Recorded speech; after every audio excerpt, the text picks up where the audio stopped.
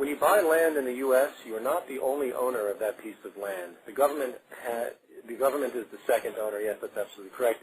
The taxes, you never really own anything in America. You always have to pay taxes. And if you can't pay taxes, they'll come take your property. Ultimate fascist fraud, very typical of this system in this colossal illusion of property in the free market. Having said that, question continues, having said that, do you think it's best to buy a piece of land and start building the first city, or migrate to a city and gradually dominate the politics of that town, city, state to a point where we are able to start implementing the ideas from the Venus Project?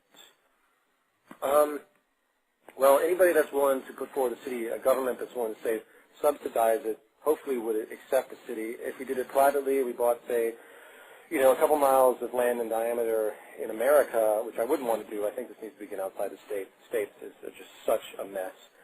If we did this outside in a slightly socialist country, perhaps, I would hope that the government would at least tolerate what the advocation is and not try to interfere with what we're doing.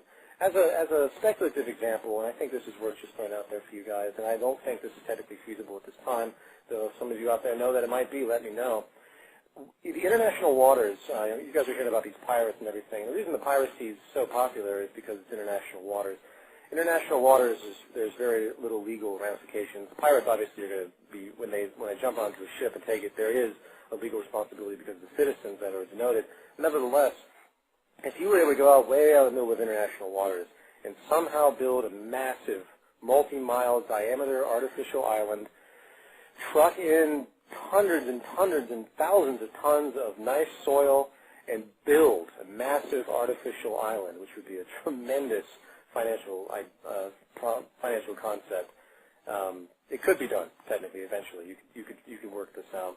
If you could find an area that was shallow enough for one, or you had a massive system of suspension. Nevertheless, if you could do this, bam, you have no government. There's actually another artificial island project that I read about that they're doing just this, and they're doing it as some kind of debauchery-filled resort with casinos and everything, whatever. I think that this kind of idea would be tremendous. It would be awesome to be able to build an artificial island and start the Venus Project. Unfortunately, it would also have to be protected because, nevertheless, we live in a monetary system and we still have problems with piracy and everything like that. You never know. As long as the military systems are an establishment, it's always a problem as well.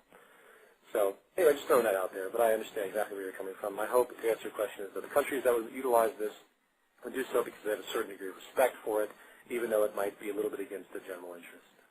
We'll just have to see how that plays out. It would always be private land. It would naturally be private land at the